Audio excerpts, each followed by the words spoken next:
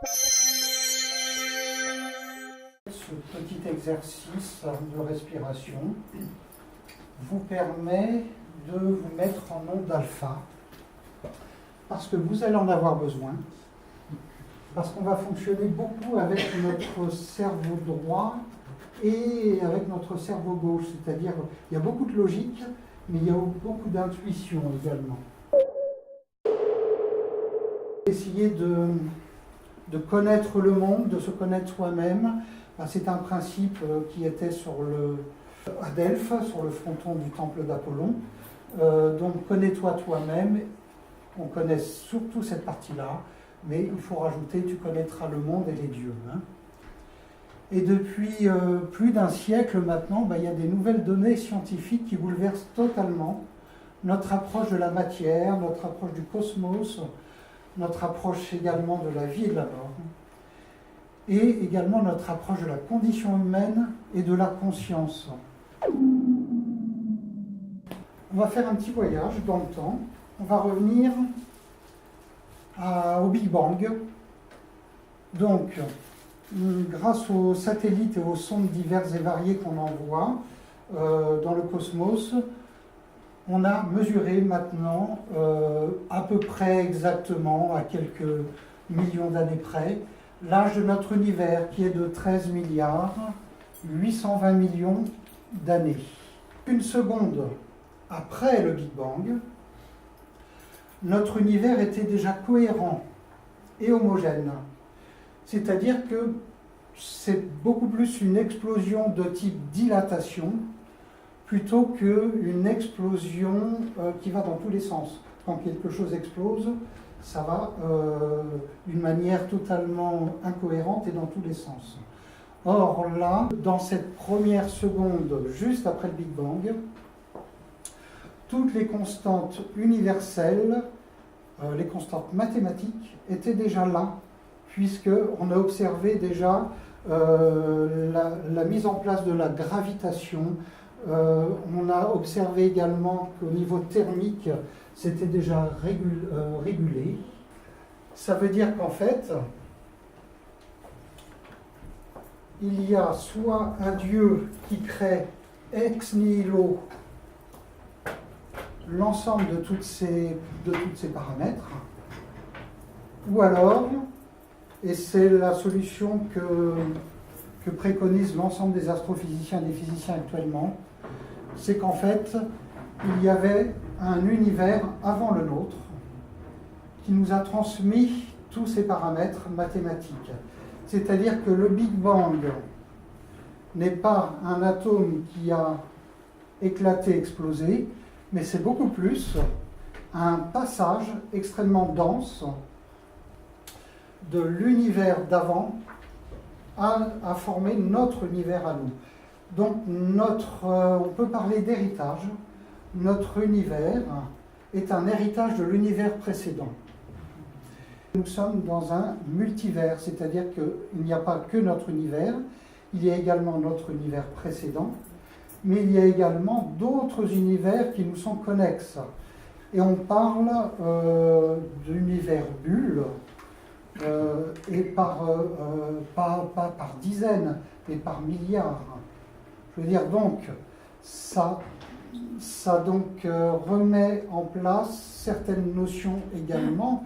C'est-à-dire, s'il y a un Dieu quelque part, il est plutôt dans l'origine de l'ensemble des multivers, plutôt que dans l'origine de notre univers à nous. À partir des années 80, les astrophysiciens et les astronomes se sont mis dans la tête de mesurer le poids de l'univers. Et en fait, donc la masse de l'univers, plutôt. Et on s'est aperçu que la masse atomique ordinaire, c'est-à-dire la masse qui constitue les murs, qui nous constitue nous, les sols, les maisons, la Terre, les planètes, les soleils, donc la masse atomique ordinaire, ne représente que 5% de la masse de l'univers. 5%. C'est-à-dire qu'il y a 95% de la masse de l'univers qui n'est pas de la matière. Ils ont mesuré 26% de matière noire, qui est une forme de matière, non visible à nos yeux, non visible aux instruments. Il y a plusieurs labos dans le monde qui travaillent sur la matière noire. Pour l'instant, ils ne sont pas arrivés à détecter vraiment, mais on est sûr d'une chose, c'est que ces matières noires nous traversent en permanence également, actuellement.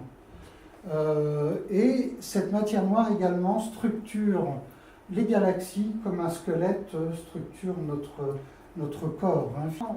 On s'est aperçu de sa présence parce qu'en fait, sur des étoiles, sur des lumières qui nous venaient du fin fond du cosmos, la lumière n'arrivait pas d'une manière droite, elle était déviée, jusqu'au jour où on a commencé à comprendre qu'elle devait être déviée par des masses noires. C'est pour ça qu'on parle de matière noire, d'énergie noire, mais n'y voyez aucune connotation occulte ou magique. Hein.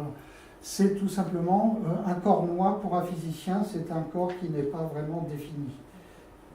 Et donc, mieux que ça, il y a 69% d'énergie noire. L'énergie noire, c'est du vide.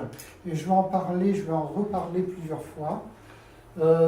C'est un champ d'énergie antigravitante qui accélère l'expansion de l'univers, mais qui est une forme de gravitation.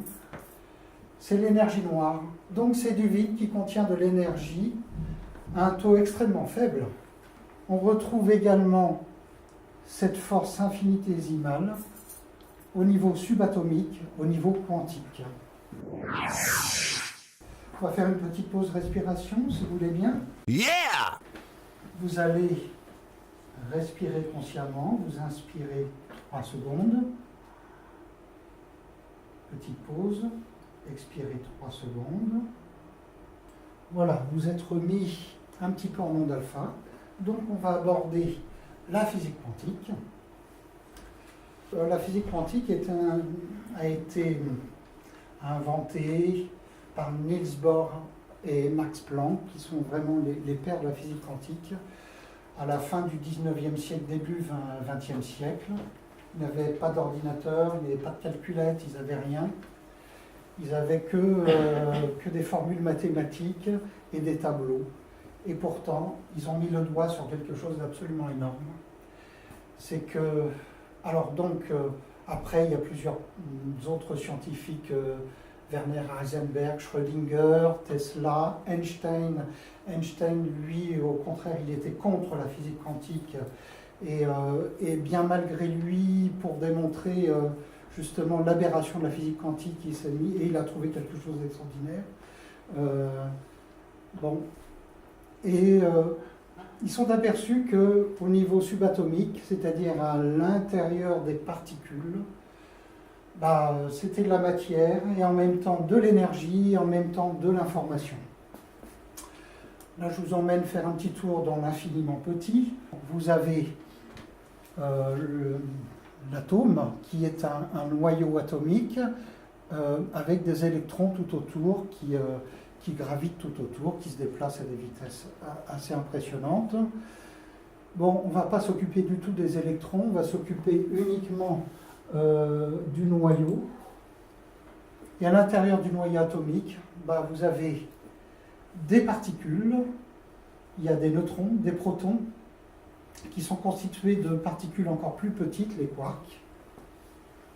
On s'est aperçu que les particules n'existaient plus à un moment donné, c'est-à-dire elles étaient soit de la matière, soit une onde. C'était même plus soit ou soit, c'est qu'elles étaient en même temps de la matière et en même temps une onde. C'est ce qu'on appelle le phénomène d'intrication quantique, c'est-à-dire que d'une part les particules se déplacent d'une manière aléatoire, d'une manière discontinue par paquets, et d'autre part, les particules ont 2 états à la fois, c'est-à-dire c'est en même temps de la matière et en même temps une onde. Donc c'est en même temps de la lumière et en même temps de la matière, si vous préférez la traduction. Et en plus, il existe une communication instantanée entre 2 particules corrélées.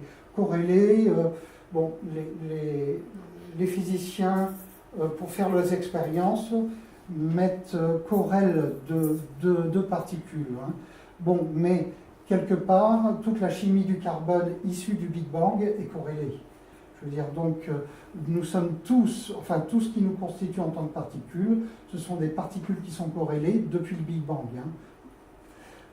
Quelle que soit la distance, toutes les particules correspondent immédiatement, instantanément, quelle que soit leur distance, et en dehors du temps et de l'espace. Parce que quand je vous parle donc de deux états à la fois, c'est là que ça devient un peu plus difficile à comprendre, c'est quand je vous parle de deux états à la fois, et c'est là qu'on retrouve le principe du multivers, ça veut dire qu'en fait, ce sont dans deux continuums espace-temps différents. C'est-à-dire que dans un continuum espace-temps, vous avez la lumière, et en même temps, dans un autre continuum espace-temps, vous avez la matière. Mais on ne voit, je veux dire, il n'y a pas de séparation. Donc elles ont deux états à la fois, et en plus, ces particules n'existent pas avec certitude dans un lieu et un moment donné. C'est-à-dire qu'à un moment donné, la matière n'est plus de la matière, on ne sait pas où elle se trouve. Et en plus, on essaye juste de deviner à quel endroit elle se trouve et à quel moment elle se trouve. Et donc, avec ce petit jeu de chat et de souris, finalement, ils sont aperçus que la meilleure possibilité de décrire la matière, c'était de décrire par une onde de probabilité. Et donc, la physique quantique, les quanta, ce sont uniquement des informations mathématiques, ce sont des ondes de probabilité pour savoir où se situe et quand existe la matière à un moment donné. Donc là, on est passé d'un monde matériel, la particule, à un monde totalement immatériel qui sont des ondes de probabilité, donc des ondes mathématiques, donc des ondes d'information. Et on s'aperçoit d'une chose, c'est que en plus, c'est un monde en agitation constante. C'est-à-dire qu'en fait, en permanence, des milliards de combinaisons se mettent en place pour savoir exactement, pour donner des possibilités d'existence à la matière. C'est là où la physique quantique est un peu difficile à comprendre, c'est qu'effectivement, c'est plus de la matière, ce sont des ondes de force et des paquets d'ondes de probabilité qu'on appelle des quantas. Alors, se rajoute là-dessus le phénomène de non-localité. C'est-à-dire que à l'état quantique, il y a, comme je vous l'ai dit, il y a une communication entre deux particules corrélées, enfin comme on est tous corrélés, comme elles sont toutes corrélées, donc toutes les particules correspondent entre elles à un moment donné, et on va voir comment après, quelle que soit leur distance, que ça soit dans notre espace-temps à nous ou dans un autre espace-temps. C'est-à-dire que d'autres espaces-temps qui nous sont contigus, qui nous sont immédiatement contigus, existent. Et il y a de l'information qui passe de notre espace-temps à un autre espace-temps en permanence. C'est-à-dire les particules, pour pouvoir exister au réel en tant que matière dans notre espace-temps, pour donner notre matière, ces particules vont chercher de l'information à l'autre bout de l'univers, et également dans une dimension différente de la nôtre. Et donc on appelle ça le phénomène de non-localité.